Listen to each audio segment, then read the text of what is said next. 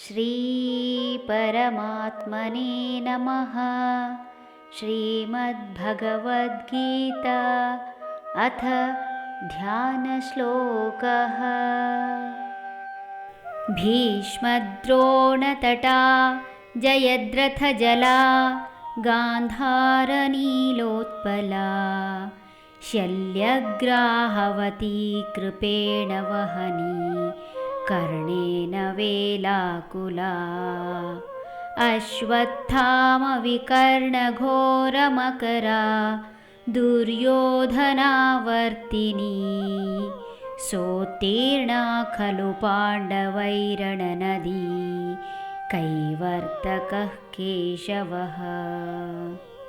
ಬಲಿಷ್ಠರಾದ ಭೀಷ್ಮ ದ್ರೋಣ ಇವರು ದೊಡ್ಡ ಹರಿಯುವ ನದಿಗೆ ಕಟ್ಟಿದ ದಡದಂತೆ ಕೌರವರ ಸೈನ್ಯಕ್ಕೆ ಈ ಇಬ್ಬರೂ ವೈರಿಗಳ ಎದುರು ನಿಂತರೆಂದರೆ ವೈರಿಗಳು ಯಾವುದೇ ತಂತ್ರವನ್ನು ಉಪಯೋಗಿಸಿದರೂ ಒಂದು ಸಣ್ಣ ಬಾಣ ಕೂಡ ಇವರನ್ನು ದಾಟಿ ಮುಂದೆ ಹೋಗದು.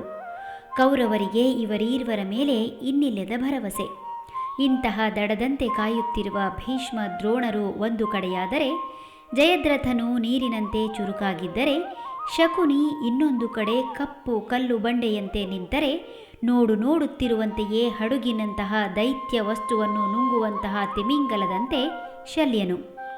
ಪ್ರವಾಹದ ಸೆಳೆವು ಯಾವ ರೀತಿ ಎಲ್ಲವನ್ನೂ ಕೊಚ್ಚಿಕೊಂಡು ಹೋಗುವುದೋ ಆ ರೀತಿಯಲ್ಲಿ ಹೋರಾಟ ಮಾಡುತ್ತಾ ಇರುವ ಕೃಪನು, ತೀವ್ರ ಪ್ರಕ್ಷುಬ್ಧಗೊಂಡು ಯಾರ ಹಿಡಿತಕ್ಕೂ ಸಿಗದ ಪ್ರವಾಹದಂತಿರುವ ಕರ್ಣನು, ನೀರಿಗೆ ಬರುವ ಹಾಗೂ ನೀರಿನಲ್ಲಿ ವಾಸಿಸುವ ಜಲಚರ ಪ್ರಾಣಿಯನ್ನು ಕೊಂದು ತಿನ್ನುವ ಮೊಸಳೆಯಂತೆ ಅಶ್ವತ್ಥಾಮ ಹಾಗೂ ವಿಕರ್ಣ, ಕೋಪದಿಂದ ಕುದಿದು ಸುಳಿಯಂತಾದ ದುರ್ಯೋಧನ, ಇಂತಹ ರಣನದಿಯನ್ನು ಅಂಬಿಗನಾದ ಶ್ರೀಕೃಷ್ಣನ ಸಹಾಯದಿಂದ ಪಾಂಡವರು ದಾಟಿದರು.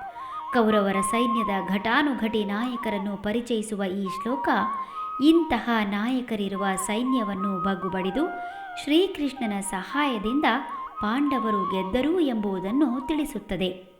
ಹರಿ ಓಂ.